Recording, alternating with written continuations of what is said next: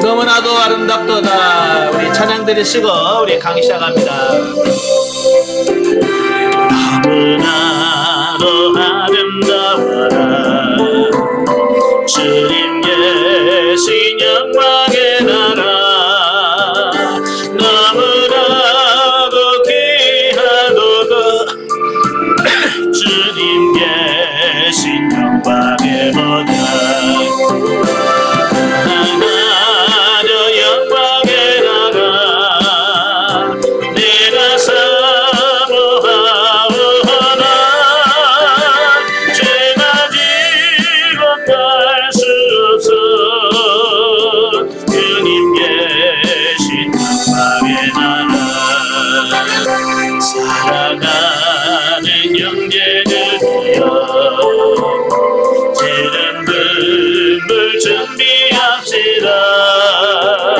주님 나라 건립하리니 깨어있어 기도합시다. 하나여 영광의 나라 나를 기다리오니 할렐루야 나는 가리라 주님 계신 영광의 나라. 아멘. 기도하겠습니다. 은혜로우신 아버지 감사합니다. 오늘을 사랑하셔서 귀한 시간 허락해 주시고 오늘도 훈련할 수 있도록 은혜주셔서 감사합니다. 오늘도 왔사오니 저들을 만나 주옵시고 저들에게 합당한 은혜가 임하는 시간 되어지게 하옵소서. 하나님 우리 육체를 붙들어 주시고 우리가 육신을 져서 육신대로 사는 자가 아니라 영으로서 몸의 행실을 죽이는 자 정말 영으로 사는 자가 될 수 있도록 도와주옵소서. 오늘 출애굽기 말씀을 나눌 때에 성령께서 우리 지각을 열으셔서 알게 하시고 생각나게 하시고 깨닫게 하시는 놀라운 은혜가 있도록 도와주옵소서. 시종을 주님께 맡겨오며 예수님의 이름으로 감사하며 기도합나이다. 아멘. 예, 이 시간에 우리 출애굽기 교재 219페이지입니다. 예, 219페이지 보시면 출애굽기 21장이 나오게 되어지는데요. 네, 출애굽기 21장의 내용은 종에 대한 부분, 또 사형에 대한 부분, 또 상해 배상 등에 대한 시민법에 대해서 말씀해주고 있어요. 자,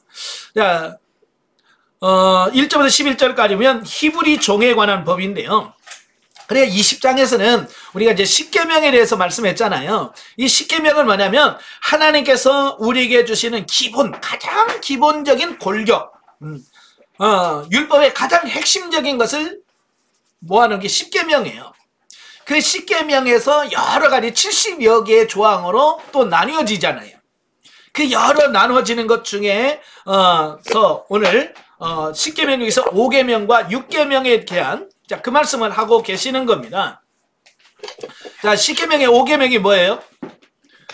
내 부모를 공경. 예, 내 부모를 공경하라 하잖아요. 그 다음에 6계명은 살인하지 말라. 이 5계명과 6계명에 대한 율법이 여기서 말씀해주고 있어요.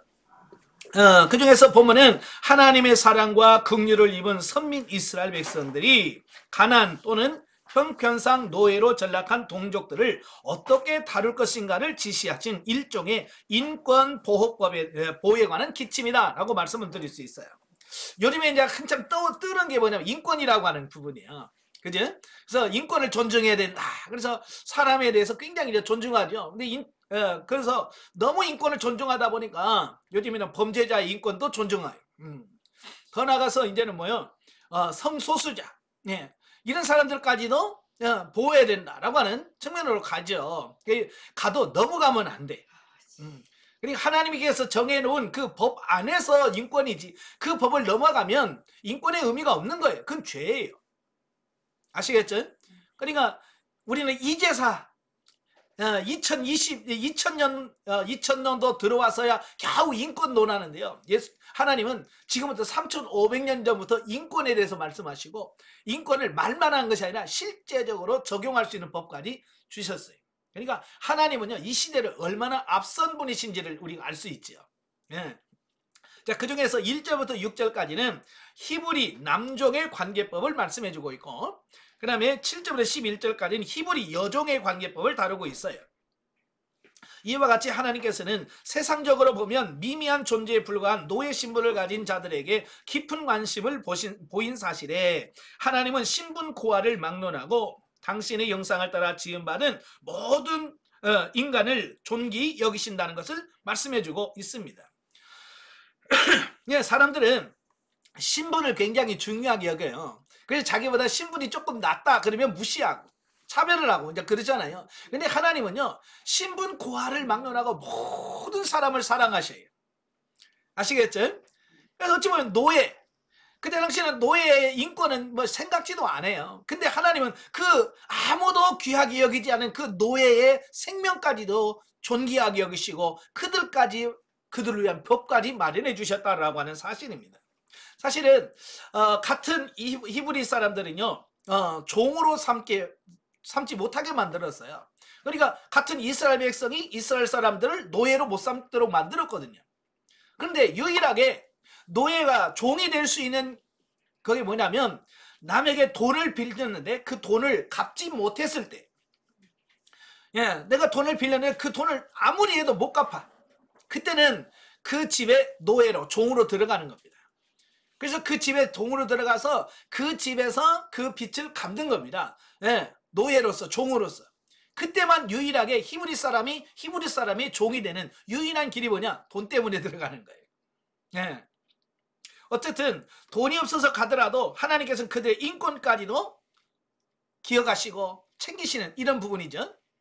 이 법을 준수함으로써 애굽의 노예 생활에서 자신들을 구원해주신 하나님의 은혜와 구속의 참뜻을 몸으로 체험케 하기 위함이다 라고 하는 사실이에요. 사실은 이스라엘 백성들이 애굽에서 430년 동안 노예 생활했잖아요. 그죠? 예.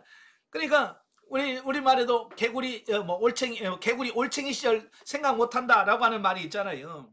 예, 그죠? 이런 개구리가 되려면 반드시 올챙이가 있어야 돼. 그죠? 올챙이라고 하는 과정을 거쳐서 개구리가 돼. 예, 근데 개구리가 돼서는 자기는 올챙이 시절이 없는 것처럼 착각한다고 말이에요. 그러면 안 된단 말이에요. 내가 어렵고 힘들 때를 기억해야 돼. 사람들은 출세하고 성공을 하면 자기가 어려웠을 때를 잊어버려.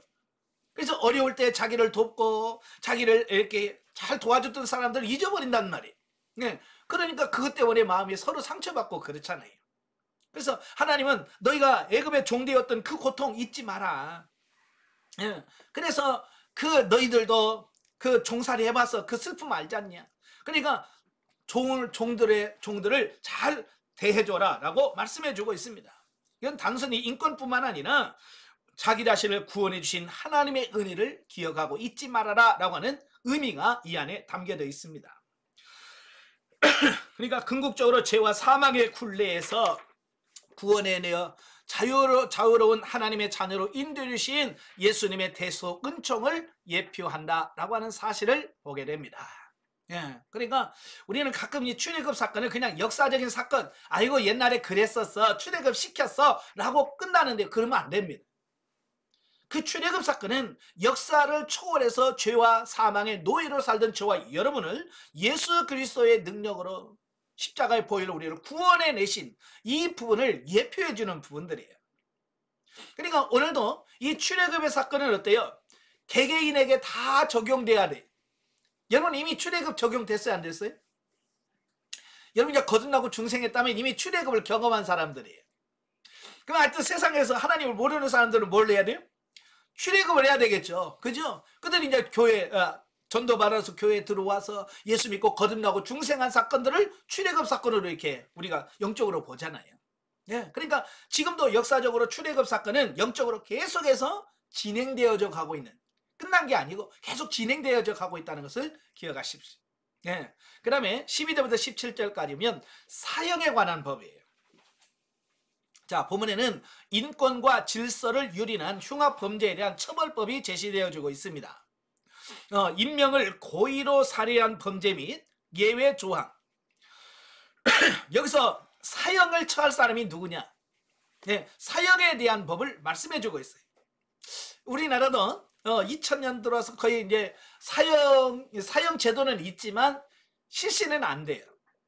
예, 그래서 법정에서 흉악범들은 넌 사형이라고 하지만 사형은 안 시키고 그냥 그들만 사형수라고 해서 그들 이렇게 관리하고 있거든요. 근데 성경에서는 이게 사형을 시키라고 말씀해주고 있어요. 참 이걸 보면 아니 생명을 그렇게 귀하다며 왜 하나님은 왜 그렇게 생명을 사형을 시키라고 말하는가? 네. 이렇게 볼 수 있겠지만 여기서 하나님께서 사형을 시키라고 말씀하시는 부분은 무엇보다도 뭐냐면 생명을 경시해서가 아니라 생명을 귀하게 여기기 때문에 사형을 시키라라고 말씀하는 겁니다. 이걸 잘 기억하셔야 돼요. 생명을 경시하기 위해서 사형을 하라는 게 아니고 생명을 귀하게 여기라고 해서 사형을 시키는 겁니다. 이게 무슨 말이냐면 내 생명이 귀하면 다른 사람의 생명도 귀하다. 그러니까 너 살고 싶으면 다른 사람 죽이지 마. 이제 그 얘기거든요. 아시겠죠? 예. 요즘에는 너무 생명을 경시하는 이런 풍조가 있어요. 뉴스 보면 맨날 살인사건이 나와. 근데 문제는 뭐냐면 그런 살인사건이 나고 나서 나중에 재판을 통해서 그 사람들이 형벌을 받을 때 보면 어떤 사람은 5년, 6년, 7년 아니 사람을 죽였는데도 불구하고 아주 흉악범죄인데도 불구하고 7년, 10년 그 정도밖에 안 살아. 그러니까 사람들이 뭐 사람 하나 죽여봐야 뭐 몇 년 갔다 나오면 되지 뭐 이런 어떤 생명 경시 풍조가 나온단 말이에요. 그래서 성경에서는 뭐냐면 고의로 사람을 살해했을 경우에는 반드시 죽여라. 이게 뭐냐? 너 살고 싶어? 다른 사람 죽이지 마. 자, 그 얘기거든요. 그만큼 생명이 귀하다. 이걸 하나님께서 가르쳐 주시려고 그에게 사형제도를 허락하신 겁니다. 예. 그래서 사형에 해당되는 자는 고의로 다른 사람을 죽인 경우, 두 번째로는 부모를 구타한 범죄. 예. 부모 때리는 놈은 사형시켜라. 그래, 그게 세 번째가 뭐냐? 타인을 유괴한 범죄. 예전에 한참 유괴 범죄가 한참 유행할 때가 있었어요. 우리나라도. 그죠? 그래서 뭐 5살, 6살짜리 아이스크림 사준다고 데려와가지고 집에 전화하고 돈 갖고 와라 뭐 이런 게 한참 유행했었잖아요. 자, 그런 거예요. 유괴한 경우에는 사형을 시켜라. 그 다음에 네 번째가 뭐냐? 부모의 권위를 무시하고 저주한 범죄. 이게 부모에게 욕하고 부모에게 대든 놈은 사형을 시켜요. 이게 부모에게 함부로 대하는 것은요, 사형에 해당되는 무서운 죄예요. 근데 요즘 막 끄떡하면 부모님한테 막 욕하고, 심지어 부모도 때리고 막 그러더라고요. 안 돼요. 그건 절대로 안 됩니다. 이 구약의 율법이 하면 사형에 해당되는 죄예요. 혹시 여러분 중에 지금 여기에 속한 부분 안 계시겠죠? 예. 자, 이렇게 하나님께서는 4종류에 걸쳐서, 사형에 해당된다라고 말씀해주고 있는데 이것은 실로 생명의 창조자시요 생명의 보존을 명하신 그 하나님께서 이처럼 사형 제도를 명하신 것을 보면 그 범죄가 얼마나 가증스럽고 추악한 것인지를 알 수 있다. 이게 얼마나 그 죄가 컸으면 하나님께서 사형시켜 라고 말했을까라고 하는 거예요. 이 같은 사형제도를 통해서 하나님이 부여한 생명과 권위를 모두 훼손하는 것은 곧 하나님의 뜻을 역행하는 중범죄라는 것과 범죄자들을 징계하는 것이 드러난 목적이라면 당신의 법에 온전히 순종하는 거룩한 생명들을 보존하시는 것이 숨겨진 목적이다. 그러니까 하나님은 사형을 시키는 게 목적이 아니라 생명을 보존하고 지키도록 하기 위해서 이 법을 주셨다라는 겁니다. 아시겠죠? 예, 그래서 내 생명이 귀하면 다른 사람의 생명도 귀중하다. 이걸 하나님께서 우리에게 가르쳐 주시는 겁니다. 근데 오늘날도 맞지? 자기는 소중한데, 그죠? 자기는 소중한데 남은 소중하지 않는 어떤 이런 법 때문에 문제가 생겨지는 거거든요. 예. 그 다음에 이제 18절부터 36절까지 보면 피해 보상에 관한 법이에요. 자, 본문에는 이웃에게 신체상의 손상을 가한 경우와 재산상의 손해를 입힌 경우에 각각에 해당되는 처벌 기준이 제시되어지고 있습니다. 이는 자신의 허물에 대한 정확한 인식과 이웃의 재산권 및 인권 보호라는 2대 목적을 둔 조치라고 할 수 있다라고 하는 겁니다. 이러한 처벌 기준을 자세히 살펴보면 그 밑바탕에는 율법의 근간을 이루는 동해보호법이 적용되어지고 있는 것을 발견하게 됩니다. 예, 하나님께서는요, 각 개인의 재산권, 또 인권, 이걸 굉장히 소중하게 여기신다라고 하는 겁니다. 그래서 다른 사람에게 피해를 주었을 경우에는 반드시 거기에 대해서 보상을 해줘라 라고 하는 겁니다. 요즘에는 얼굴이 두꺼운 사람들이 많아요. 남에게 해를 끼쳐놓거든. 나 몰라. 그런 사람들이 많거든요. 그러지 말라는 거야. 내가 누구한테 손해를 끼쳤으면 반드시 거기에 대해서 갚아라. 네? 보상해줘라 라고 말씀해 주는데, 그 가장 기본적인 게 뭐냐면 동해보복법이에요. 이 동해보복법이라는 것은 내가 피해를 본 그대로, 남에게 피해를 준 그대로 해줘라 라고 하는 부분이 동해보복법인 거예요. 그래서 성경에는 눈에는 눈, 이는 이라는 말이 나오죠. 어찌 보면 이건 하나님의 공의를 실현하기 위해서 하나님께서 주신 거거든요. 근데 이걸 또 가장 또 오용, 잘못 활용하는 법 중에 하나가 이 동해보복법이에요. 지금도 저 중동에 가면 팔레스틴하고 이스라엘 간에 계속 지금도 폭격하고 그래요. 네. 거기 보면 이스라엘 사람들이 늘 주장하는 게 뭐냐면, 우리는 눈에는 눈, 이는 이라 라고 주장을 해요. 이게 성경에 나와 있기 때문에. 자, 그런데 문제는 뭐냐면, 정말 눈에는 눈, 이는 이냐라고 하는 거예요. 이는 똑같은 거예요. 그냥 예를 들어서 누가 내 눈 하나를 상하게 만들어서, 그러면 나도 똑같이 가서 그 사람의 눈만 상하게 하면 돼. 근데 지금 이스라엘이 동해보복을 주장하는데 그러냐는 거예요. 예를 들어서 이런 거야. 팔레스타인 사람이 로켓 한 방 빵 쏴요. 근데 유대인은 그 똑같은 로켓포를 하나 빵 쏴야 되잖아요. 그죠? 왜? 그래야 똑같으니까. 근데 그래요, 안 그래? 안 그래요. 로켓포 하나 쓰면 이스라엘 사람들은 막 미사일을 수백 발을 쏴버려. 이스라엘 사람 한 사람 죽으면 팔레스타인 막 100명씩 죽여. 네. 그래놓고도 뭐라 그래? 눈에는 눈, 이는 이야. 그런데 이건 아닌 거예요. 그 법을 오용하는 거예요. 그래서 이 법은 두 가지 의미예요. 첫째는 하나님의 공의를 엄격하고도 명확하게 실현하라 그 말이에요. 그러니까 눈만 상했냐? 그럼 너도 눈만 상하게 하면 돼. 이빨 하나 뺐냐? 너도 이빨 하나만 빼. 이 얘기거든요. 네, 똑같이 하라는 거야. 그 이상 하지 말라는 겁니다. 두 번째는 뭐냐? 사사로운 복수의 악순환을 예방할 목적으로 주어진 법이에요. 이 사람의 감정이라는 게 그래요. 또 예를 들어서 이런 거야. 누가 내 눈을 하나를 상하게 했어요. 그러면 가서 너도 나 똑같이 눈 상하게 해야 돼? 이렇게 해야 되는데, 사람이라는 감정이 있잖아요. 그죠? 네가 내 눈을 그랬어? 그래서 눈 하나 콕 찌르고 눈 상하게 한 다음에 손 하나 뚝 부러뜨려. 왜냐면 감정이 격화되다 보니까. 그러니까 그만큼만 해야 되는데 꼭 더 해요. 그러면 상대방의 입장에서는 열받잖아요. 나는 왜 눈 하나만, 너는 왜 눈도 하고 손도 부러뜨리냐? 나도 열받는다. 가서 손 하나 뚝 부러뜨리고 다리 하나 또 뚝 부러뜨려. 그러면 상대방을 뭐야, 또 얘 다리를 왜 부러뜨려? 가서 또 다리 부러뜨리고 또 이빨 하나 빼. 막 이러니까. 그러면 이거 계속 이 보복의 악순환이 반복되잖아요. 그죠? 예. 그래서 하나님은 야 끊어. 그래서 눈이면 눈, 이면 이만 해. 더 이상 하지 말어. 그래서 그걸 끝내라고, 보복의 악순환을 끊으라고 이 법을 주신 거예요. 근데 사실 여러분 한번 생각해 보세요. 누가 내 이빨 뺐다고 가서 너도 이빨 똑같이 빼야 돼. 자, 망치 갖고 이렇게 할 사람 손 들어봐. 이거 쉽지 않아요.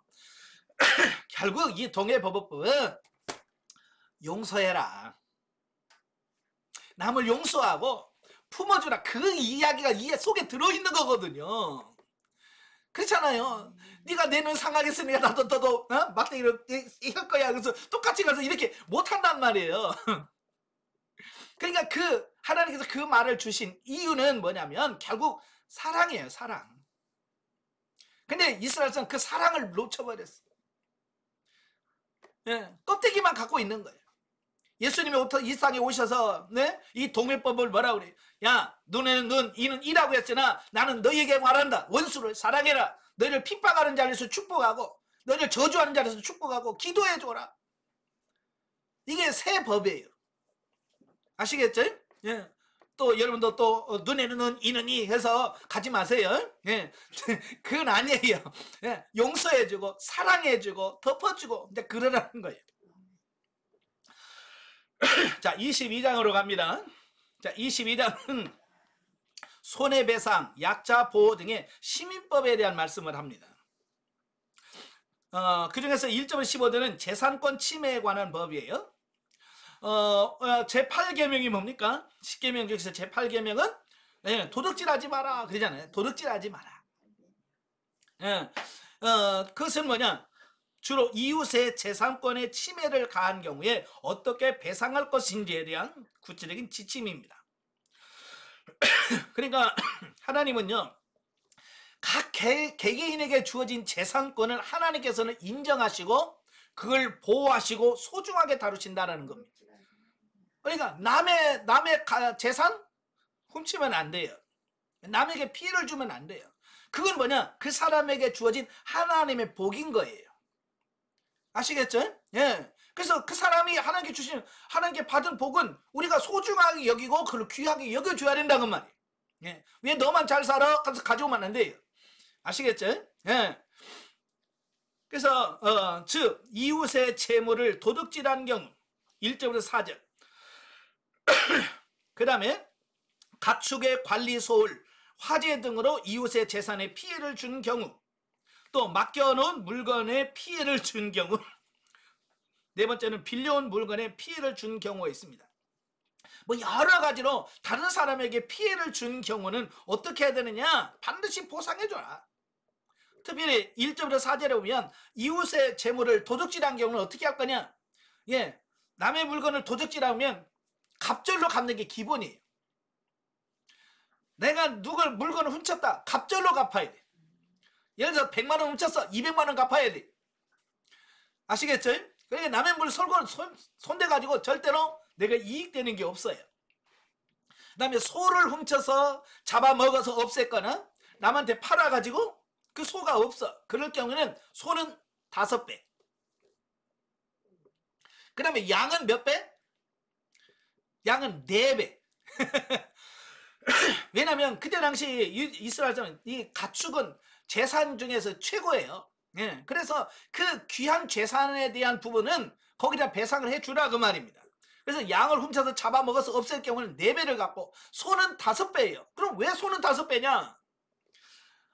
지금 뭐 시골에 가서 소 가지고 뭐 쟁기 갈거나 그런 사람 없어요. 다 기계로 하죠. 트랙터라든지 뭐 이런 경운기 갖고 하지 소 갖고 하는 사람 없어요. 그러나 옛날에는 다 뭘로 했어요? 왜 소로 했어요? 그러면 이거 농사 안 지어본 사람들은 그냥 아무 소나 갖다 쟁기 갈 줄 알죠? 안 돼요. 그걸 길들인다고 그래. 저도 어렸을 때 이제 저희 형님이 이제 밭을 갈 때 이제 소를 길들인다고 하잖아요. 저는 어리니까 제가 쟁기질을 할 수 없고 저는 소 앞에서 끌고 다니면 길들일 때 앞에서 줄을 잡고 가요. 이제 뒤에서는 형님이 네? 이리야 자라 그러면서 계속 그 소에게 훈련을 시킵니다. 그게 하루아침에 되는 게 아니에요. 오랜 시간을 거쳐서 그 소가 훈련을 되어야 그게 이제 진짜 밭을 가는 소가 돼. 그래서 소는 일꾼이에요. 일하는 노동이에요. 그래서 소를 훔쳐서 잡아먹으면 5배를 갚아야 돼. 그 사람의 그 소를 길들이기까지의 어떤 그런 수고, 그런 싹까지도 다 보상해 줘야 된다는 그런 의미예요. 그게 하나님은요, 철저하게 보상해 줄 것에 대한 말씀을 하고 있는 거예요. 그 다음에, 이웃의 가축을 소홀히, 그러니까 내가, 혼자 했을 때 이 집 거 소 몇 마리, 이 집 거 소 몇 마리, 양 몇 마리, 그래서 같이 이렇게 가서 이제 기르는 사람들이 있거든요. 그런데 잊어버렸을 경우는 거기서 갚아야 된다. 예, 이 말씀이고요. 또 화재. 예를 들어서 보리 농사를 잘 지어놨는데 내가 그냥 어떻게 잘못해갖고 불 내가지고 다 태워버렸어. 그러면 우리는 뭐요? 아이고 실수. 미안해요 하고 끝낸단 말이에요. 아니란 말이에요.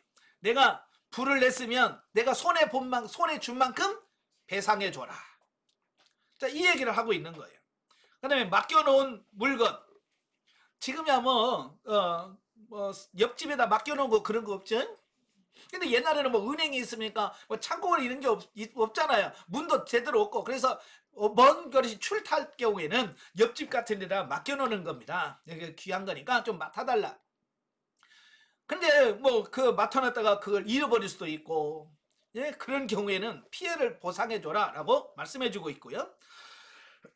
또 빌려온 물건을 피해준 경우 또 갚아라라고 하는 말씀을 합니다. 자, 이렇게 하나님은 다양하고 구체적인 법조항을 마련해 주신 것은 공예법에 입각한 사회 질서 유지와 상호 신뢰 및 공동체의 안정을 이루게 하려는 의도에서라고 하는 사실입니다. 그러니까 이런 것이 손해를 봤을 때 판전이 갚는 이런 부분들이 명확하게 되어지지 않으면 세상은요 혼란스러울 수밖에 없어요. 만약에 이런 법이 없다면 그냥 무조건 집에 가서 힘세다고 내놔 갖고 오면 뭐 가정한 사람 인자하면 이거 세상이 어떻게 되겠어요? 그렇잖아요? 세상이 얼마나 혼란스럽겠어. 그래서 하나님께서는 절대 그러지 말라는 거야. 예. 그래서 기본 질서를 유지하기 위한 법을 하나님께서 이때부터 제정해. 그러니까 세상에 지금은 많은 법이 있는데 그 법의 기준이 뭐냐? 성경이에요. 성경에서 이런 법들을 그들이 본받아서 이렇게 해서 그걸 적용하는 것이 이제 지금 세상의 법이거든요. 한편 이와 같은 하나님의 깊은 배려를 통해서 하나님께서 당신의 백성의 삶에 얼마나 세밀한 관심을 가지고 계신가를 엿볼 수 있다. 예, 이렇게 소 한 마리, 염소 한 마리 훔친 것까지도 하나님은 다 그걸 법으로 제정하셔서 아주 세밀하게, 예? 이렇게 하신다면 이거 얼마나 하나님의 그 세밀하심을 알 수 있는가.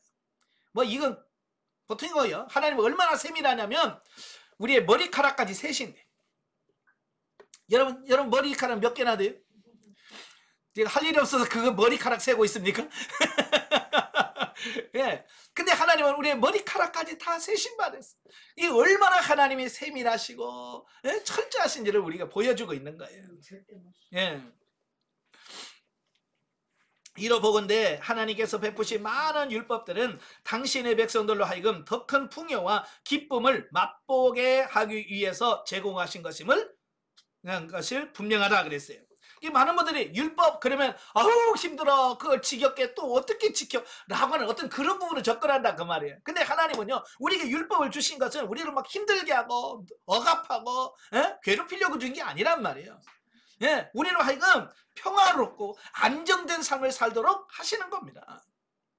사실은 이 사회가 법을 지키면 문제가 없어. 그렇잖아요. 예를 들어서 도로교통법 잘 지키면 사고 날 일이 거의 없어요. 그렇잖아요. 음주운전하지 말라, 오른쪽으로 가지 말라, 과속하지 마라, 졸음운전하지 마라. 예, 그 법이 있잖아요. 그래서 그 법대로만 살면 사실은 도로에서 사고 날 일이 거의 없어요.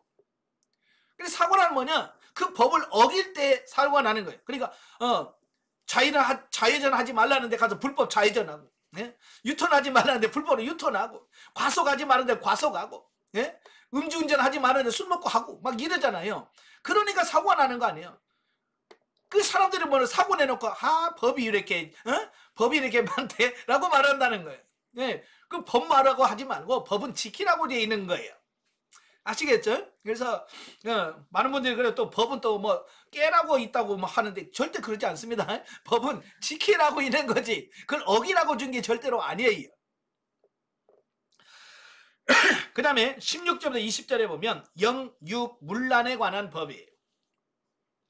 자, 본문에는 하나님께서 가장 가증스럽게 여기는 것 중에 하나인 영적, 육적 문란죄에 관한 법을 제시해주고 있어요. 즉 처녀의 순결을 더럽힌 경우 해결법입니다. 요즘도 성범죄가들이 참 많이 일어나는데요. 하여간 사람들이 있는 곳에는 이 성적 범죄가 일어나게 돼 있어요. 그래서 이때 당시도 약혼하지 않은 처녀를 겁탈했을 경우에는 어떻게 할 거냐라는 겁니다. 그래서 그 처녀 집에 그 몸값을 주는 거예요. 납폐금이라고 하는 게 신부의 몸값이 있습니다. 참 우리나라는 참 좋은 나라예요. 우리나라는 남자는 참 좋은 나라입니다. 그래서 옛날에 그냥 남자들 가만히 있으면 여자는 뭐 열쇠 3개 갖고 와야 되나 뭐 그러잖아요. 참 우리나라는 남자 살기에 좋은 나라인데 이스라엘이나 중동은 그렇지 않아요. 신부를 데려오려면, 결혼하려면 신부집에다가 몸값을 지불해야 돼. 그러니까 가난한 사람은 장가도 못 가요. 예. 그래서 너무 가난한 사람은 장가는 가고 싶고 돈은 없고 그러면 아예 그 집에 들어가. 야곱처럼 내가 이 집에서 내가 7년 동안 그냥 무료 돈 안 받고 내가 7년 동안 일해주겠습니다. 그 대신 이 처녀를 나에게 주세요. 이제 그런 거예요. 예. 그만큼 이 납폐금이라고 하는 게 부담이 되는 거죠. 예. 그래서 그 몸값을 주고 자기가 겁탈한 여자를 자기 아내로 삼을 수 있어요. 예. 그런데 그 신부집에서 아무리 봐도 어떤 저런 놈을 내가 어떻게 믿어? 네? 저런 놈한테 어떻게 내 딸을 줘? 못 줘! 이제 그렇게 될 수 있단 말이에요. 그러면 납폐금만 주고 결혼도 못하고. 이제 그런 거예요. 그래서 함부로 성적인 이런 타락을 하지 못하도록 막는 이런 부분을 보고요. 그 다음에 여호와 신앙의 순수, 순결성을 변질시키는 무당이나 우상숭배 등을 철저하게 배격해라. 그래서 우상숭배자라든지 무당이라든지 이런 사람이 있으면 반드시 죽여라. 왜? 그들을 통해서 영적으로 타락할 수 있기 때문에. 그 다음에 짐승과의 성교 등, 짐승과의 성교. 이게 뭐냐면 이 사람이 타락하면, 성적으로 타락하면 어떻게 되냐? 동성 간의 타락으로, 동성 연애로 가요. 근데 그 동성 연애를 지나다 보면 이제 수간이라고 하는 게 짐승과의 성관계를 맺는 거예요. 이게 성적인 타락도 그렇게 가요. 자, 그랬을 경우에는 뭐냐? 이건 하나님의 창조 질서를 무너뜨리는 행위가 되는 거예요. 그러니까 이 성이라고 하는 것은 하나님께서 짝지어준 남편과 아내, 부부간에서만 허용되어진 하나님의 그 은혜예요. 이 성은 그래서 부부간에서만 취하지 그 밖에 나가면 안 되는 거예요. 아시겠죠? 그래서 이런 부분들, 하나님의 창조 질서를 무너뜨리는 부분은 반드시 벌을 줘야 된다라고 말씀해주고 있습니다. 이로 보건대 하나님은 선민 공동체를 향하여 영적 순결과 육적 순결을 동시에 원하신다는 것. 이게 둘 다 중요한 겁니다. 영적으로도 순결해야 되고 육적으로도 순결해야 돼. 그리고 죄를 범한 자는 반드시 그 책임을 져야 한다라는 거예요. 이게 공의 하나님이라고 했잖아요. 공의 하나님. 그래서 여러분도 죄 짓고 그냥 얼렁뚱땅 넘어가려고 하지 마세요. 죄를 지으면 반드시 거기에 대해서 보상을 하고 갚고 해야 돼요.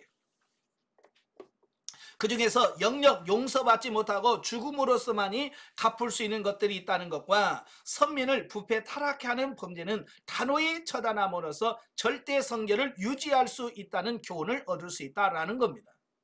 그래서 왜 하나님은 그러면 왜 죄를 지면 거기에 대한 대가를 꼭 지불해야 되는가? 라고 우리가 생각할 수 있잖아요. 그냥 가서 입으로만 어떻게 해도 되잖아요. 근데 하나님은 반드시 대가를 주래요. 죄값을 치러야 된다는 거예요. 이건 뭘 말하냐? 예수님이 십자가에 못 박혀 죽으신 것은 예수님 하나님이 말을 못해서 예수님이 십자가에 못 박습니까? 아니에요. 얼마든지 죄값을 하나님이 가서 야 죄값 꼭 받아야 되냐? 받지 마 라고 할 수도 있단 말이에요. 근데 하나님은 그렇게 하지 않으셨어요. 자기의 살아가는 독생자 위아들을 십자가에 못 박혀 죽으심으로 이게 죄값이다. 다 치렀지? 그러니까 이제 너 사망아 너 건들지 마. 이게 하나님은요 죄를 용서할 때는 반드시 그 죄값을 치른다는 그 원리를 구약에서부터 가르쳐 주는 거예요. 아시겠죠?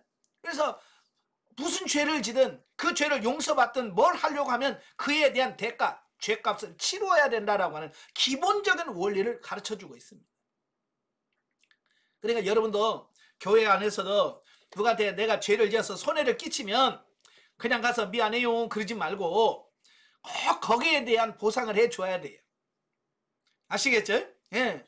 그래서 내가 예를 들어 그 사람에게 10만 원의 손해를 끼쳤으면 10만 원 이상 최소한 5분의 1을 더 해야 돼요. 10만 원을 내가 손해를 끼쳤다면 12만 원을 갖다 줘야 돼요. 그래? 그리고 아유 미안해요 그래야지. 그래야 서로가 용서가 되는 거예요. 근데 교회 안에서 사과했는 대로 안 되는 이유가 뭐냐면 보상이 안 가는 거예요. 분명히 나는 12만 원의 손해를 봤는데 그냥 입으로 가서 아이고 미안해요 하고 끝내버리는 거예요. 그러니까 그 사람은 보상을 못 받으니까 이 속에서 앙금이 남는 거예요. 나는 12만 원 손해봤는데 입으로 때워? 이제 그러니까 이게 완전한 이게 안 되는 거예요. 아시겠죠? 그래서 하나님께서 그렇게 하신 것은 완전하게 그 사람에게 보상을 해줘야 이게 완전한 용서와 화해가 된다라고 하는 의미를 갖고 있는 거예요. 제일 중요한 것은 죄 안 짓는 겁니다. 아시겠죠? 예, 죄 안 짓는 게 제일 중요한데 우리 인간은 또 연약해서 안 질 수가 없잖아요. 아무리 안 지려고 해도 하다 보면 실수로 하게 되고 또 어떻게 뭐 피치 못하게 해서 다른 사람에게 피해를 줄 수도 있고 그렇습니다. 저도 그래요. 네, 예를 들은 거예요. 아유, 집사님, 나 10만 원만 빌려줘. 근데 깜빡 잊고 못 줄 때도 있잖아. 이거 뭐 의도한 것도 아니지만, 그렇다면. 그러니까 내가 잊어버렸네? 에이, 몰라. 그러지 말고. 잊어버렸다는 것을 깨달으면, 미안하네. 어떡하지? 그래서 빌린 거 10만 원에다가 20%를 5분의 1을 더해서 갖다 주면서 죄송해요 내가 이렇게 잊어버렸네요 라고 하면서 이걸 해야 이게 정상적으로 해결이 되는 거예요. 자, 그 다음에 21절부터 31절까지는 약자 보호 및 종교상의 의무조항입니다. 본문에는 하나님과의 교제를 더욱 돈독하게 만드는 법률들이 소개되어 오고 있는데요. 본문에서 이웃의 도움으로서만 살아갈 수 있는 연약한 자들을 보호하는 규정이 있습니다. 그래서 성경에서는 이 약자, 사위들 약자라고 말하면 딱 정해져 있어요. 고아, 과부, 나그네, 그 다음에 채무자, 빚진 자 이런 사람을 약자라고 보거든요. 바로 이런 사람들을 사회에서는 보호해줘라 라고 하는 사실이에요. 그 다음에 하나님의 선민된 이스라엘 백성이라면 당연히 지켜야 할 종교적 의무들을 소개하고 있습니다. 그 종교적 의무는 재판장을 모독하지 말고 지도자를 저주하지 말고 하나님께 바치는 것, 하나님께 바칠 것은 그대로 바치고, 자, 이런 거예요. 그 다음에 들에서 죽은 짐승 먹지 말고, 자, 이런 종교상의 이런 선민으로서 지켜야 될 기본적인 룰이 있습니다. 이걸 지켜라고 하는 거예요. 이는 하나님은 경제적, 사회적 보호 대상자들에 대해서 깊은 관심을 보이시고 그들의 필요를 채우는 일에 당신 백성의 수고를 요구하신다라는 사실입니다. 예, 그러니까 우리 주변에 어려운 사람들이 있으면 그냥 외면하지 말고, 그를 도우라는 겁니다. 어떤 분이 저한테 와서 그래요. 목사님, 짜증나요. 와서 왜요? 그랬더니 왜 내 옆에는 맨날 내가 도와줄 사람들만 눈에 보이지 몰라요. 교회 가면 맨날 도와줄 사람만 생기고, 제가 그랬죠. 그건 복이잖아요, 복. 그러니까 무슨 복이에요, 그게? 아니, 하나님께서 심어서 심을 밭을 주셨으니 얼마나 감사하냐. 내가 가서 찾아가서 심어야 되는데, 아니 밭이 나한테 와서 심으라고, 나 어려워요. 그런데 그걸 그냥 내보내면 되냐. 열심히 심어라. 저도 그렇잖아요. 내가 돈 들고 나가서 밖에 나가서 누구 도와줄까 이렇게 찾을 수는 없잖아요. 근데 저도 교회에 와서 도와달라는 사람이 오시거든요. 이번 주 주일날도 또 오셨어. 저는 아무 말 하지 않습니다.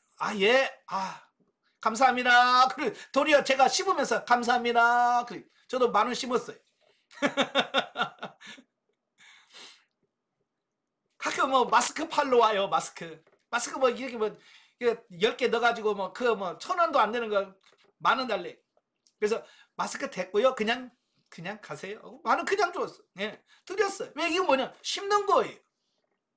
그러니까 나에게 도움을 요청하고 나의 도움이 필요한 사람들에게는 뭐요? 심어야 돼. 열심히 심으시길 바래요. 아시겠죠? 더욱이 하나님께서는 이 같은 이웃 사랑의 실천과 당신을 온전히 섬기고 봉사하는 일과 같은 선상에 두심으로써 그 일의 중요성을 일깨우신다. 자, 우리는 하나님을 섬기는 것, 이웃을 사랑하는 것, 뭐가 더 중요합니까? 뭐가 더 중요하냐면 보통 하나님이 하는 것을 귀하게 여겨 11조 잘 냅니다. 헌금 잘 내요. 근데 예를 들어서 어떤 가난한 사람을 좀 도와주세요. 그러면 돈 없어요? 이런단 말이에요. 이거 뭐냐면 하나님은 아주 귀하게 여기는데 이웃은 아주 안 귀하게 여기는 어떤 이런 부분이거든요. 한쪽으로 기울는 거예요. 기울는 거. 근데 하나님은요, 하나님이나 이웃 섬기는 걸 동의를 선상해 준다고 말이에요. 똑같은 동급이라고 말이에요.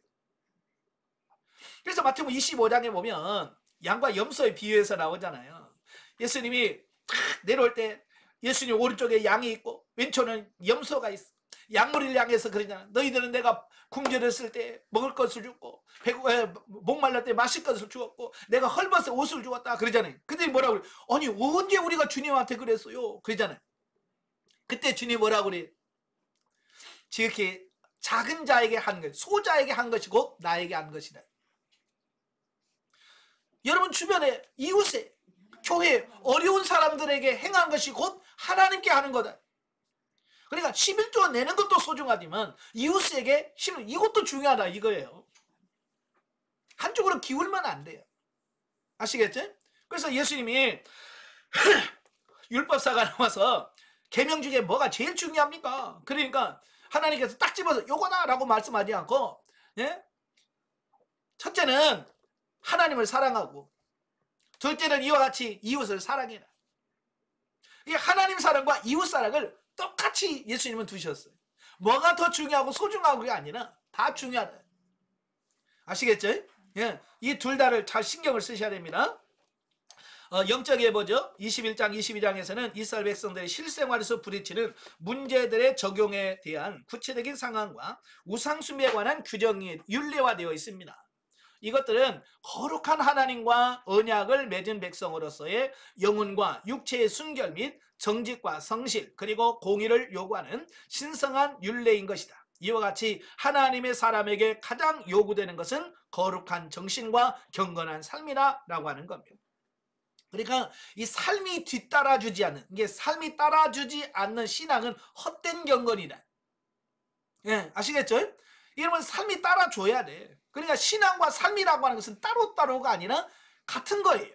예, 같은 거기 때문에 여러분들이 이 삶과 신앙이 조화를 잘 이룰 수 있도록 열심히 잘 하시길 바래요. 자, 그 다음에 23장은 뭐냐? 소송, 절기법과 언약 체결 조건입니다. 1절부터 9절까지면 재판에 관한 법이에요. 제9계명, 10계명에서 9계명이 뭐냐면 내 이웃에 대하여 거짓 증거하지 마라 라는 말씀이에요. 예, 지금은 법정에는 뭐냐면 증거가 제일 중요한 거예요. 예.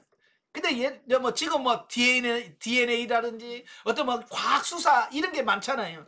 근데 지금부터 3,500년 전에 뭐 그런 게 어디 있겠어요? 뭐 DNA가 뭐 있겠어요? 뭐가 아무도 없어. 그래서 이 재판에서 가장 영향을 끼치는 게 뭐냐면 사람들의 증언이에요.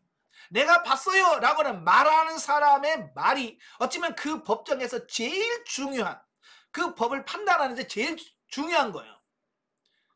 근데 이 법정에서 쓴 사람이 거짓말해버려? 이 법정에서 증언하면서 거짓말하면 이 재판이 완전 뒤집어질 수 있는 거예요. 그죠? 죄인이 의인 되고 의인이 죄인 돼버리는, 예, 이런 사건이 일어나는 거예요. 이 하나님 제일 싫어하는 게 그런 거거든요. 하나님의 공의가 그대로 실현돼야 안 돼. 그래서 뭐라고 그래요? 예? 법정에서 거짓 증거하지 마라. 위증하지 말라는 거예요. 그래서 이 법정에서 거짓말하면, 위증하면 그 사람이 위증해서 얻으려고 했던 그것을 다 토해내도록 만듭니다. 예. 그래서 거짓말, 예, 법정에서 거짓말을 하지 않도록 이걸 만들었습니다. 그 다음에 두 번째는 원수라 할지라도 상대의 제사를 보호해 줄 것. 예를 들어서 이런 겁니다. 예를 들은 거예요. 자, 여러분 교회에서 미워하는 어떤 권사님이나 집사님이 있어. 근데 길을 가다 보니까 그 권사님의 핸드폰이 길에 있어. 여러분 어떡할 거예요? 미운데 그 사람이, 예? 하수구에다 에이? 던지겠어요? 그러지 말라는 거예요.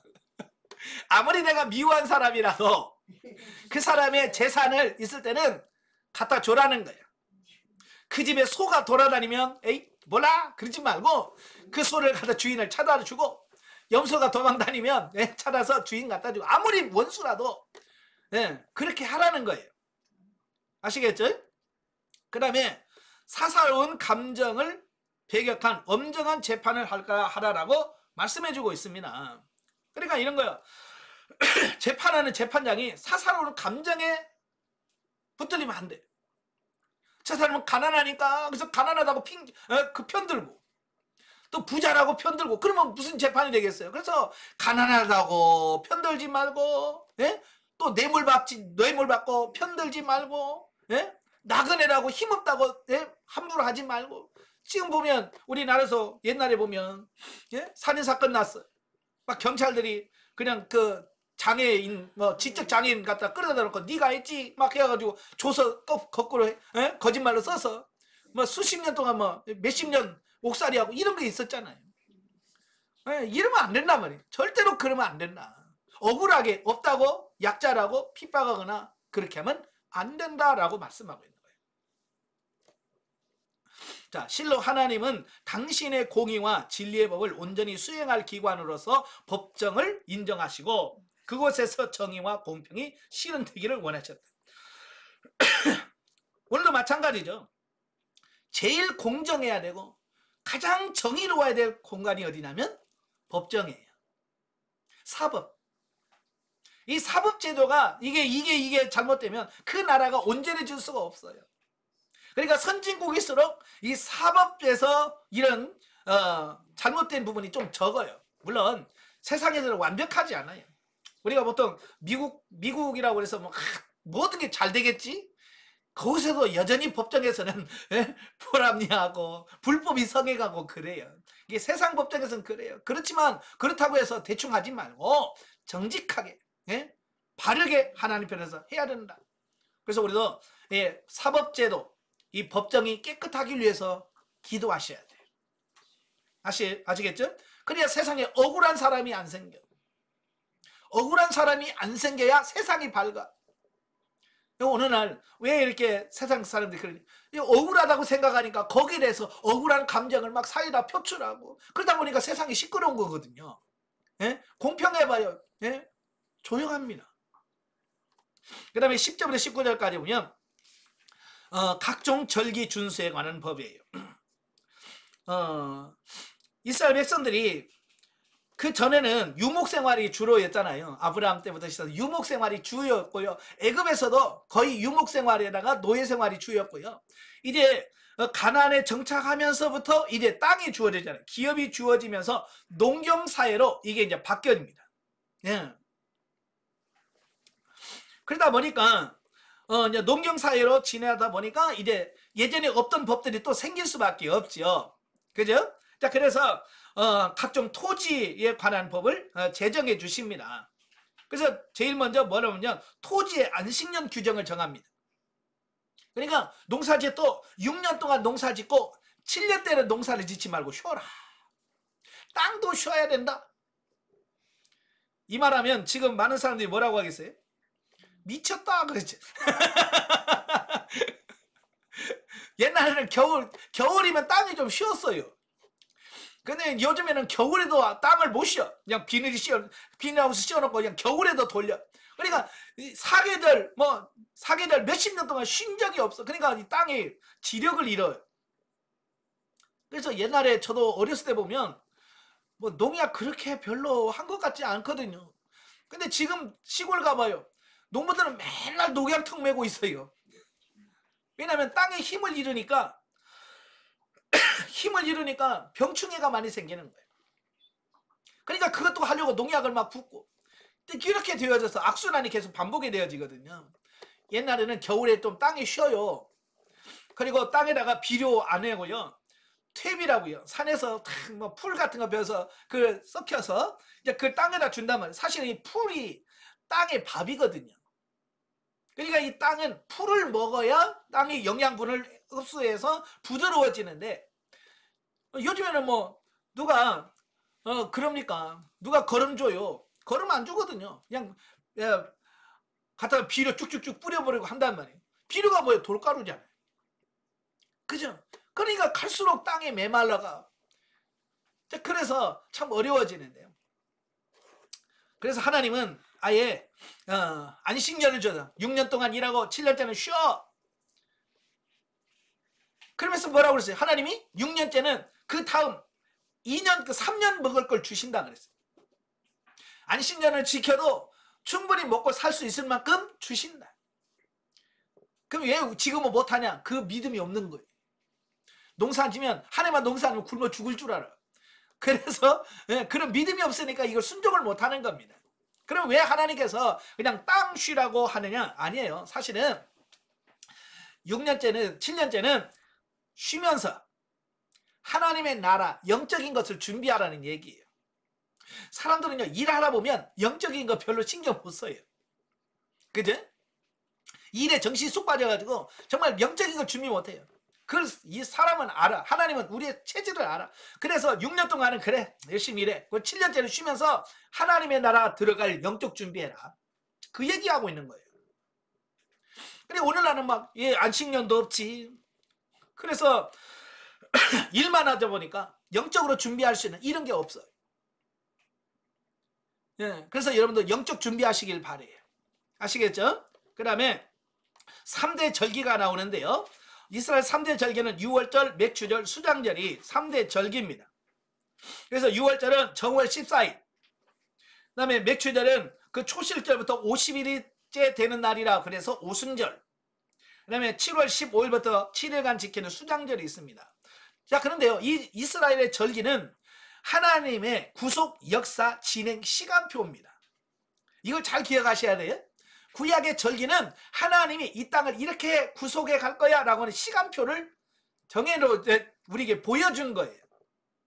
그래서 6월절은 뭘 의미하냐? 예수 그리스도께서 이 땅에 초림하셔서 십자가에 못 박혀 죽으심으로 우리를 구원하실 것에 대한 시간표예요. 그리고 오순절은 뭐냐? 예수님 부활 승천하신 이후에 성령님이 강림하셔서 교회를 이루실 것에 대한 말씀이 맥추절, 또 그 다음에 오순절이라고 할 수 있어요. 그래서 시간적으로 보면 6월절과 오순절은 이미 과거에 지나갔어요. 여러분들에게는 이미 지나가서 과거예요. 그죠? 그래서 수장절은 뭐냐? 수장절은 가을에 모든 농사를 짓고 알곡은 창고에, 쭉정이는 불에서 태워버리는 것이 수장절인데, 이 수장절은 뭘 의미하느냐? 예수 그리스도의 재림과 심판을 통해서 영원 천국에 들어가고 지옥에 가는 것을 예표하는 절기가 수장절이에요. 이건 지나갔어요? 미래예요? 미래잖아요. 이건 앞으로 남아있는 절기는 뭐냐? 수장절이에요. 아시겠죠? 그래서 이 수장절은 언제 이루어진다고요? 예수님의 재림으로 완성될 거예요. 그러니까 이런 3대 절기를 통해서 하나님의 구속사를 쫙 얘기해 놓은 거예요. 그러니까 이런 원리를 알아야 되는데 많은 사람은 이런 원리를 몰라요. 그래서 그냥 날짜만 지키는 거예요. 날짜만 지키지 말고 이런 원리를 잘 이해하시길 바래요. 자, 이처럼 하나님께서는 여러 특별 절기를 제정하시고 또 준수할 것을 명하신 이유는 뭐냐면 사람들이 너무 잘 잊어버려서 그래요. 망각의 은사를 받아가지고 금방금방 까먹어. 그래서 하나님께서는 매년 지켜서 그걸 잊어버리지 않도록 지켜라. 그래서 과거의 은혜를 잊지 말고 계속 지켜라고 하는 의미에서 이걸 지키라고 말씀하고 있습니다. 그리고 생명 근원의 근원적 동인이 바로 자연 만물을 주관하신 하나님이라, 모든 것을 주관하신 분이 하나님이다라고 하는 것. 그 다음에 선민의식을 고취시켜서 경건에 힘쓰고 하나님의 영광을 위하여 살아가도록 하기 위해서다라는 겁니다. 그러니까 이런 절기를 지키면서 하나님의 백성이라는 사실, 내가 하나님의 백성이구나 라고 하는 사실을 인식하게 하고 또 하나님의 자녀답게 살아갈 수 있도록 하기 위해서 이런 절기를 지키라고 말씀하고 있는 겁니다. 여러분도 그러죠? 주일 성수 잘하면, 주일 성수하면서 내가 하나님의 백성이지 이런 의식이 있는 거예요. 근데 주일날 교회도 안 와. 그 사람은 내가 하나님의 백성이구나 이 사실도 잊어버려. 그래서 주일 성수 꼬박꼬박 해야 돼. 날짜만 지키지 말고. 그래서 하나님이 나의 아버지구나, 내가 하나님의 자녀구나, 이런 의식들을 그런 주의를 지키면서 가져야 돼. 그 다음에 20절, 23절에 보면 가나안 땅에서 준수할 규정들입니다. 그래서 결론부에 해당되는 본문에는 그 약속의 땅 가나안 입국 후에 이스라엘 백성들이 지켜야 할 조건부 율례들이 제시되고 있는데요. 가장 강조되고 있는 바는 여호와께 대한 철저한 순복입니다. 여호와의 목소리를 청종해라. 하나님 말씀을 들어서 순종해야 된다. 그 다음에 섬김, 그 다음에 경건 및 거룩의 유지입니다. 특별히 우상숭배 같은 거 하지 마라. 자, 그러죠? 이런 요구에 부응하는 자에게는 당신의 안전과 보호와 후원이, 또 그리고 현실적인 축복, 거기 보면 양식, 물, 병들지 않을 것이며 낙태하는 자가 없을 것이고 네가 장수할 것이고 내가 복을 줄 거다. 하나님의 말씀을 때로만 순종하면 이런 현실적인 축복이 하나님께서 주신다라고 하는 사실이에요. 여러분, 하나님은 약속하면 반드시 지켜. 아시겠죠? 그래서 우리가 그렇게 살면 돼. 근데 우리는 문제는 뭐냐? 그렇게 살지 않고 맨날 달라고만 한단 말이에요. 그래서 여러분, 제가 그러잖아요. 축복은 기도해서 주는 게 아니에요. 축복은 기도로 받는 게 아닙니다. 축복은 내가 말씀대로 사는 것을 통해서 받는 거예요. 왜? 약속돼 있으니까. 그래서 하나님 말씀에 순종하시길 바래요. 아시겠죠? 살면 그냥 복이 와. 약속돼 있으니까. 또 현실적인 축복, 그 다음에 번성과 승리가 약속되어 있습니다. 이상에서 보듯이 하나님의 백성된 자에게 있어서 그분의 명령에 절대 순복하는 것은 곧 번영과 평안과 축복의 지름길이며 새 속에 물들지 않고 경건을 지속하는 최선책이다라고 하는 사실입니다. 자, 이것은 예나 지금이나 동일한 원리예요. 하나님의 음성을 듣고 그 말씀대로 순종하면 반드시 복이 온다. 이건 구약이나 신약이나 똑같은 우리가 복을 받는 원리예요. 그래서 이 복의 원리를 잊어버리시면 안 됩니다. 아시겠죠? 그러니까 안 살고 기도하니까 응답이 없고 안 살면서 기도하니까 복이 없는 거예요. 살면서 하십시오. 영적에 봅니다. 애굽의 노예에서 해방되어 약속의 땅 가나안 땅에 거주하게 될 이스라엘 백성들에게는 지켜야 할 명령이 있었다. 그 가운데 주의할 것은 가나안 족속들을 몰아내고 그들의 신을 숭배하지 말고 그들의 삶을 답습하지 말라는 명령이다. 그들이 복된 생활을 영위하느냐 못하느냐는 그들의 태도에 달려 있었다. 그렇지? 그들이 잘하면 복을 받고 못하면 징계를 받고 이게 삶이 중요한 거예요. 마찬가지로 오늘날 구원받은 성도 역시 영적 가난에서 참된 복을 얻기 위해서는 옛사람의 속성을 과감하게 버림으로써 영적 지경을 넓혀갈 때 말씀이 실제가 되는 경험을 하게 될 것이다. 아멘. 그 다음에 29절 30절에 보면 하나님이 가나안 족속들을 서서히 몰아내실 것을 말씀합니다. 하나님은 가나안 족속들을 서서히 몰아내심으로 그들을 통하여 이스라엘 백성들을 시험하고 연단하셨다. 우리가 하나님의 충만함을 받으면 바로 옛사람의 속성들이 떠나는 것이 아니라 진리의 말씀대로 순종하고 진리로 자신을 다스릴 수 있는 과정을 거치면서 정복하고 물리칠 수 있다라고 하는 겁니다. 아마 여러분도 영성을 하면서 좀 실망할 경우가 많이 있어요. 그게 뭐냐면 잘 안 변해. 그죠? 생각만큼 빨리 안 변해요. 이제 그것 때문에 뭐야 이거 되는 거야 안 되는 거야. 저도 그랬으니까요. 어느 분이 영성훈련 받는 지 3개월 만에 저한테 와서 목사님 나는 왜 이렇게 안 변한지 모르겠어요 그러더라고요. 제가 그래서 아이고 욕심도 크셔.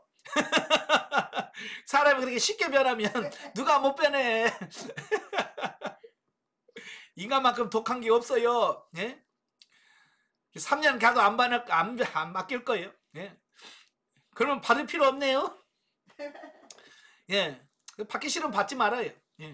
그건 자기 손해니까. 여러분 훈련 받아도 안 변하는데 안 받으면 바뀌겠어요? 이 생각해봐요. 받아도 안 변하는데 안 받으면 더 안 바뀌겠죠. 그나마 이렇게 훈련을 받으니까 그래도 내가 잘못 살고 있구나 그것까지 느껴. 제가 어떤 분한테 그랬어요. 그냥 내가 못 살고 있다는 건 알고 있잖아요. 그것만 알아도 큰 성공입니다. 다른 사람은 자기가 못 살고 있으면 못 살고 있는지도 모르면서 자기가 잘 살고 있다고 착각하면서 살아요. 근데 우리는 내가 못 살고 있구나 그거 느꼈으니까 그만큼도 성장한 거예요. 어떤 분은요 저는 물어도 잘 안 살아요. 어떤 사람은요 묻는 것도 몰라요. 근데 집사님은 물어야 된다는 거 알잖아요. 그만큼 성장한 거예요. 제가 그래요. 큰 변화는 없어도 가치관에서 조금씩 변화가 나타나요. 너무 빨리 안 변한다고 실망하지 마세요. 아시겠죠? 자, 24장으로 가면 이제 시내산 언약 체결과 모세의 시내산 40일의 기도가 나옵니다. 1절부터 11절은 시내산 언약 체결에 대한 말씀인데요. 이제 하나님께서 공식적으로 이스라엘과 언약을 체결하는 장면이 나옵니다. 자, 국가에서도 그래요. 예를 들어서 뭐 나라 간의 FTA, 뭐 FTX 뭐 이런 것 해결하잖아요. 체결을 합니다. 그때 대통령이 가서 체결하는 게 아니에요. 실무진들이 가서 서로 만나서 그들이 다 그 조율을 다 합니다. 실무진들이 가서 다 짜놔요. 다 해서 서로 오케이. 그러면 이제 대통령이 가서 보고를 해요. 그럼 마음에 들면 좋다. 그러면 맨 마지막에 하는 게 뭐예요? 정상들끼리 만나는 거예요. 정상들이 만나가지고 그 실무진들이 다 짜놓은 것에다가 도장 하나 딱 찍고 사인 하나 하고 악수하고 그러면 이제 이게 공식적으로 체결이 되는 겁니다. 그러니까 20장부터 십계명 주지요. 여러 그들이 어떻게 살아야 되는지를 말씀했잖아요. 그 다음에 마지막으로 하나님께서 이제 공식적으로 체결하자. 그래서 모세를 부르시고 그 하나님과 공식적인 언약을 체결하는 장면이 본문이에요. 그래서 그 부분을 다 낭독합니다. 이스라엘 백성들에게 쫙 십계명부터 쭉 낭독을 해줘요. 그 듣게 하죠. 그 다음에 백성들이 우리가 지키겠습니다 라고 약속을 해요. 그리고 그 다음에 소를 잡아서 그 소의 피를 뿌려. 그래서 정식적으로 이제 그 체결을 합니다. 그리고 나서 70명의 장로들이 하나님 앞에서 식사를 해요. 자, 여기서 이제 중요한 게 식사를 같이 했다라고 하는 거예요. 여러분도 이 식사했다라고 하는 것은 원수하고 식사할 수 있어요, 없어요? 왼수하고는 식사하면 체합니다. 그냥 맘 상한 사람은 밥 못 먹어요. 그러니까 이 밥을 먹었다는 것은 서로가 만족했다는 얘기예요. 자, 예를 들어서 이런 거예요. 집을 팔고 사고 팔고 할 때 산 사람도 마음에 들고 판 사람도 마음에 들면 어때요? 기분입니다. 내가 밥 사죠. 뭐 사고 갑시다. 이런단 말이에요. 왜? 서로 만족하다는 거예요. 그런데 한쪽이 일방적으로 손해를 봤어. 그래서 이익 본 사람이 밥 먹읍시다. 지금 밥 먹을 기분 아닙니다. 왜 그래요? 손해봤다는 거예요. 원만하지 않다는 얘기를 하고 있는 거예요. 근데 여기서 법을 체결하고 시내산 언약을 체결하고 70명을 장로들이 하나님 앞에 밥을 먹었다는 것은 하나님과 맺은 그 언약에 문제가 없다는 거예요. 서로 하나님도 만족하시고 사람도 만족했다라고 하는 그런 의미를 갖고 있는 거예요. 아시겠죠? 많은 사람들이 일방적이라고 생각해요. 우리만 손해봐. 하나님은 뭐 그냥 가만히 있고 말로만 하고 우리만 손해. 아니에요. 하나님도 마음에 들고요. 사람도 마음에 든 게 이 언약 체결이에요. 자, 그렇게 해서 이제 공식적으로 하나님은 이스라엘이 하나님이 되고 이스라엘은 하나님의 백성이 되는 공식적인 이 언약체가 되어지는 것을 보게 되어집니다. 자, 중요한 것은 뭐냐면 언약 체결만 하면 끝이냐? 아니에요. 거기에 대한 의무와 책임이 있습니다.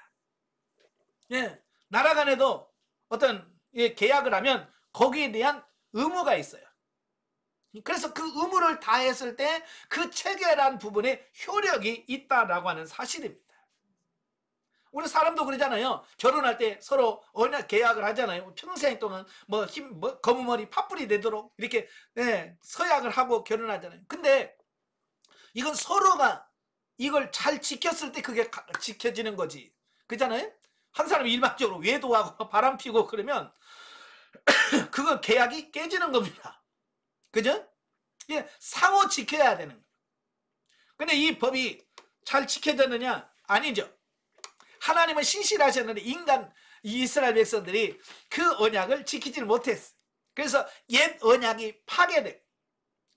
왜? 못 지켰으니까. 그렇죠? 아마 여러분도 집을 사고 팔기로 계약을 했다고 칩시다. 그래서 계약서 쓰면서 중도금은 언제 주고 잔금은 언제 주고 뭐 이런 거 다 정해주잖아요. 근데 계약금만 하고 중도금 줘야 될 때 중도금을 못 주는 거예요. 그럼 어떻게 해요? 예, 계약 파기되는 거예요. 그래서 계약금 떼먹는 거예요. 왜? 못 지켰으니까. 예, 나랑 마찬가지예요. 계약을 했으면 지켜야 돼. 지켜야 효력이 있어요. 자, 넘겨서 12절부터 18절까지면 재차 시내산에 오른 모세. 처음에는 십계명 그 율법을 받기 위해서 올라가셨고요. 두 번째 다시 모세를 불러드립니다. 자, 불러들여서 거기서 두 번째 계시는 뭐냐면 성막에 관한 계시예요. 성막을 지어라 라고 말씀해 주시는 거거든요. 그래서 성막은 어떻게 만들어야 되고 어떻게 지어야 되고 이런 걸 다 말씀해 주셨어요. 예. 자, 그러면서 처음에 그 말로만 했던 그 십계명을 이제 두 돌판에다가 새겨 주십니다. 여러분, 법이라고 하는 것은요, 말은 별로 효과가 별로 없어요. 말로 약속한 것은 법적 효력이 거의 없어요. 근데 문서는 법적 효력이 있습니다. 그러니까 여러분도 남편이 잘못하면 말로만 하지 마시고 반드시 문서를 작성하세요. 아시겠죠? 종이 갖다 써! 그래서 거기서 만약에 다시 잘못하면 내가 어떻게 하겠다 하고 딱 써놓고 도장 찍으면 이건 법적 효력이 됩니다. 하나님도 마찬가지예요. 말로만 해갖고 효력이 안 생기니까 내가 써준다. 그래서 돌판 가지고 와. 그래서 돌판에다 하나님이 직접 그 계명을 써주셔서 문서로 화시킴으로써 이건 정식적으로 효력이 법적 효력이 발생하게 되는 이런 부분을 보게 됩니다. 예. 그럼에도 불구하고 이스라엘 백성들은 지금 모세는 시내산에 올라가서 하나님 가운데 계약서 쓰고 있는데 이스라엘 백성들 밑에서 금송아지 만들고 있어요. 이러니 되겠어요? 그죠? 예. 정말 모세와 이스라엘 백성들이 하나같이 한마음 되어서 했더라면 얼마나 복을 많이 받았겠어요. 근데 그게 안 되어서 문제가 돼요.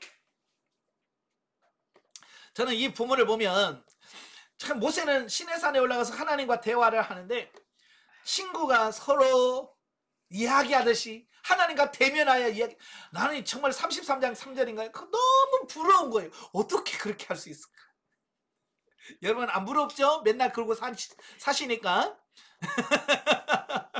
좀 부러워 좀 해요. 좀 나도 어떻게 주님과 어떻게 이렇게 친하게 이렇게 친밀하게 하나님과 교제하고 어떻게 이렇게 기도하면서 이렇게 살 수 있을까요? 나도 좀 만나주세요 라고 좀 기도 좀 하시면서 사시길 바래요. 하나님은 내가 가까이 할 때 하나님은 가까이 하십니다. 아시겠죠? 네, 저도 저 시골에 형님 집에 있는데 형님 집에 가면 이 고양이들이 있어요. 고양이. 이 고양이가 있는데 어떤 고양이는 부르지도 않는데 와가지고 막 발에다 비벼요. 반갑다는 거지. 그러면 나도 아유 이쁘다 이래요. 근데 어떤 고양이는요 내가 가면 도망가. 도망가는 고양이는 한 번도 내가 쓰다듬어 준 적이 없어요. 그걸 보면서 뭘 깨달으냐, 아 가까이 해야 사랑을 받는구나. 도망가면 사랑 못 받는데 하나도 마찬가지요. 예? 가까이 해라. 하나님을 가까이 하라. 그럼 내가 너 가까이 하겠다. 맨날 하나님 도망가면서 하나님은 왜 나를 멀리 하십니까? 지가 도망간 거지. 그렇잖아요. 여러분도 하나님 좀 가까이 하시길 바래요. 자, 25장입니다. 자, 25장은 성막 헌금 명령과 법계 떡상 등대에 관한 규례입니다. 1절부터 9절까지 보면 성막 자재로 사용될 예물들입니다. 그러니까 지금까지는 이스라엘의 출애굽에서 시내산 언약 체결하기까지의 내용이 본장부터는 이제 하나님의 임재 처소인 성막의 식양에 대한 계시와 그것을 제작하고 설치하는 내용들이 25장부터 40장까지 이루어집니다. 자, 이건 뭐냐면 자, 시내산에서 하나님과 언약을 맺었잖아요. 그 언약의 핵심이 뭐냐면 나는 너희의 하나님이 되고 너희는 나의 백성이 되는 거야. 이게 시내산 언약의 핵심입니다. 쉽게 말하면 하나님은 이스라엘의 왕이 되는 거예요. 이스라엘 왕이 되고 이스라엘이 그의 백성이 되는 겁니다. 여러분 왕이 있으면 뭐가 있어야 돼요? 백성. 왕이 있으면 왕이 들어가서 정치하고 통치할 궁이 있어야 되잖아요. 예. 자, 우리나라 대통령이 당선이 되면 옛날 청와대로 들어갔지만 지금은 이제 용산 집무실로 가잖아요. 그죠? 거기서 뭐요? 통치가 이루어지는 겁니다. 그러니까 하나님이 공식적으로 내가 너희 이스라엘 왕이야. 내가 너를 통치할게 라고 말하는데 통치할 궁이 없네요. 장소가 없어. 그래서 하나님께서 모세에게 성막을 만들어라. 내가 거기서 너희를 만나겠다. 그러니까 성막은 뭐냐? 하나님이 그곳에 머물러 계시면서 통치하신다라고 하는 상징적인 것을 보여주는 것이 성막이에요. 아시겠죠? 네, 그래서 중요한 거예요, 성막이. 자, 그 중에서 본문은 성막 건립에 필요한 각종 예물을 소개하고 있습니다. 즉, 본문에서 즐겨내는 마음으로 예물할 것을 명령합니다. 성막을 지으려면 뭐가 있어야 돼? 재료가 있어야 지잖아요. 재료가 있어야 성막을 짓잖아요. 그래서 야, 성막을 하나님이 성막 지으라니까 성막 재물 그걸 내라, 재료를 내라, 예물을 드려라라고 말합니다. 그러니까 막 백성들이 막 즐겨내는 겁니다. 여기서 즐겨라는 말은 기쁜 마음으로 그런 뜻이에요. 기쁜 마음으로.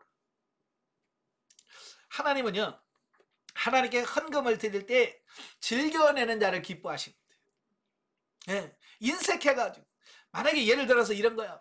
이 자식을 키워놨더니 자식이 나중에 커서 부모님한테 용돈 주는데 용돈 주면서 나를 키워줘서 고맙습니다. 감사합니다. 그러면서 용돈 주는 자식의 용돈은 기분이 좋죠. 받아도. 그렇잖아요? 근데 용돈 주면서 엄마가 나한테 해준 게 뭔데? 내가 어릴 때 그 빵 하나 사달라니까 안 사지고 얼마나 그랬어? 그러면 만약에 그러면서 용돈 줘봐요. 그거 받으면서 치사하지 않겠습니까? 그렇잖아요? 그래서 차라리 나 안 받고 만나니까. 그렇잖아요. 하나도 마찬가지예요. 정말 감사하는 마음으로 하나님 감사합니다 하고 감사하는 마음으로 헌금할 때 하나님께서 기뻐 받으시는 건데. 그래서 즐겨내는 자를 기뻐하시는 거예요. 아시겠죠? 사실은 이들이 드린 예물도 마찬가지예요. 하나님께서 그 장자 죽음 재앙 전에 명령을 하나 내렸잖아요. 애굽 사람한테 무조건 달라고 해라. 그러면 줄 거다. 네, 그랬잖아요. 그래서 장자 죽음 그 재앙이 나오니까 뭐 집집마다 초상집이 다 나왔어. 그때 이스라엘 사람들이 가서 금목걸이 줬네? 내놔. 그러면 다 줘. 하나님이 다 그런 환경을 주셔서 다 이걸 예비해 놓으시고 준비해 놓으신 거예요. 그러니까 사실은 여러분이 가지고 있는 재산 누가 준 거예요? 내가요 쎄 빠지게 버는 거예요. 그래요? 물론 우리가 그렇게 생각할 수 있겠지만 하나님이 주신 거예요. 그렇잖아요. 하나님께서 다 채워주신 거예요. 그러니까 그 하나님께 주신 거 가지고 하나님께 드리는 겁니다. 하나님께서 미리 다 준비시켰거든요. 예비해 놓으셨잖아요. 그건 내라는 거예요. 없는 거 달라는 게 아니잖아요. 여러분 수입도 없는데 11조 내라고 누가 그래? 수입 없으면 11조 낼 이유가 없어요. 왜 수입이 없는데 뭐. 11조 낸다는 것은 뭐예요? 내가 정당한 수입이 있다는 얘기예요. 근데 그 수입은 누가 주신 거예요? 하나님이 주신 거예요. 그래서 11조를 드리는 겁니다.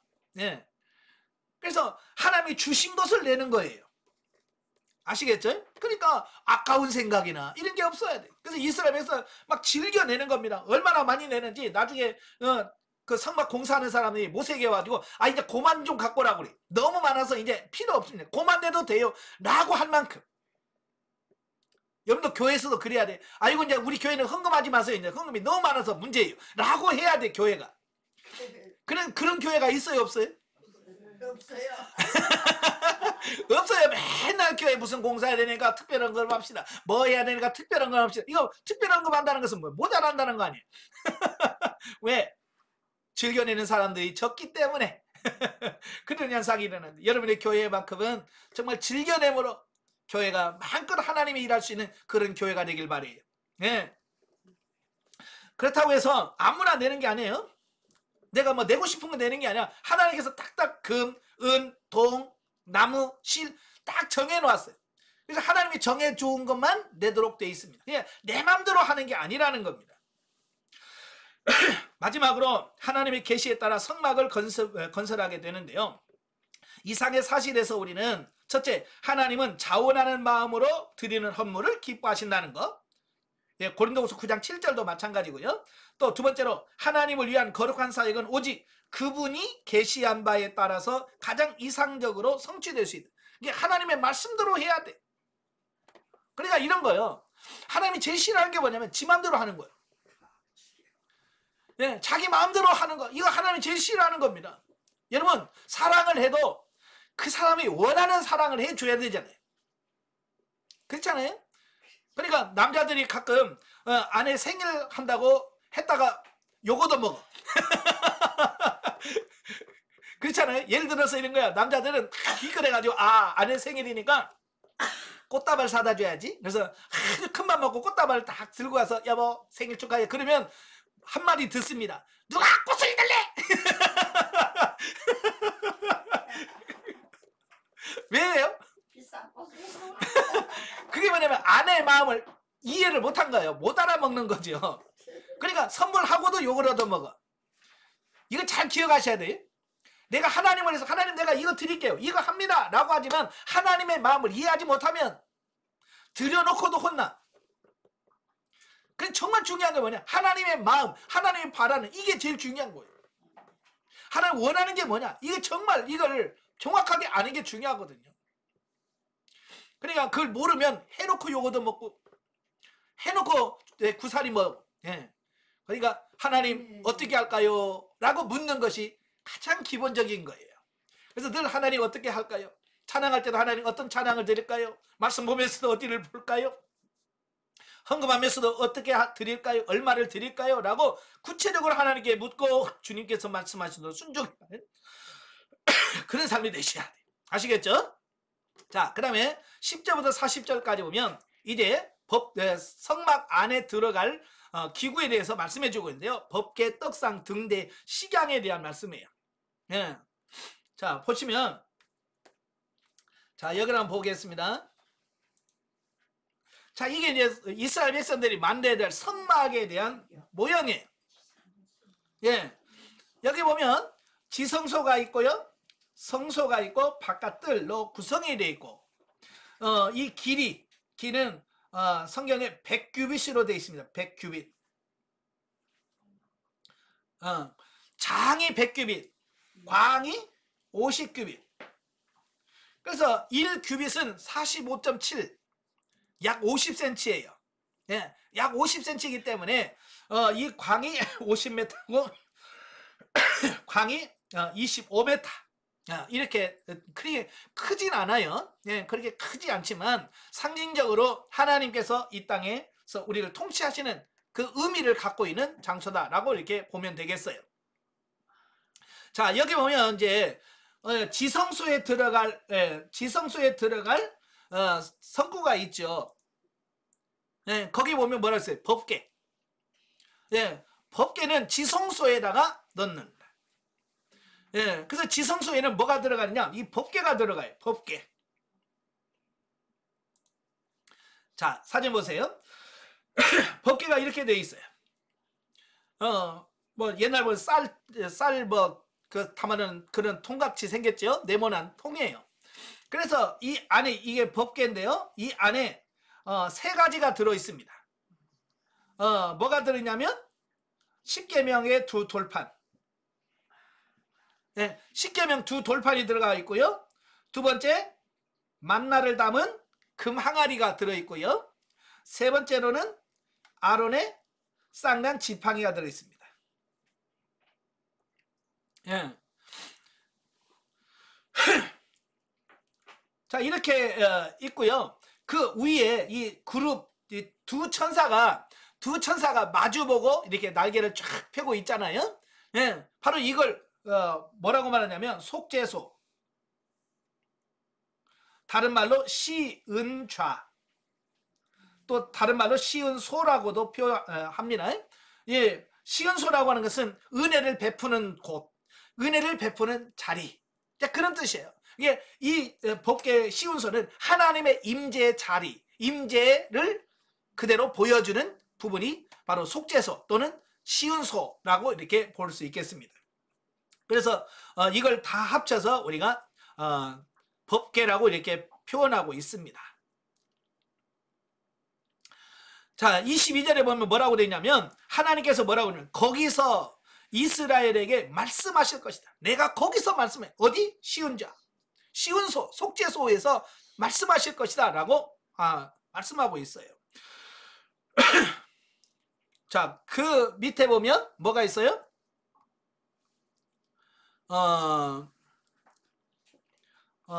떡상이 나오네. 두 번째가 떡상입니다. 떡상. 그래서 이 떡상을 보면 이제 금으로 만들었는데 여기 보면 뭐가 있어요? 떡상이 있어요. 네, 몇 개요? 12개.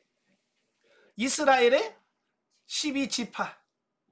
지파를 상징하는 이 떡이었어요. 그래서 매 안식일 날 여기다가 새로운 떡을 만들어서 새롭게 12개를 올려놓고 이 떡은 그대로 물려서 제사장들이 먹습니다. 그래서 매 안식일마다 이 떡을 바꿔놓게 되어지는 이 부분을 보게 되죠.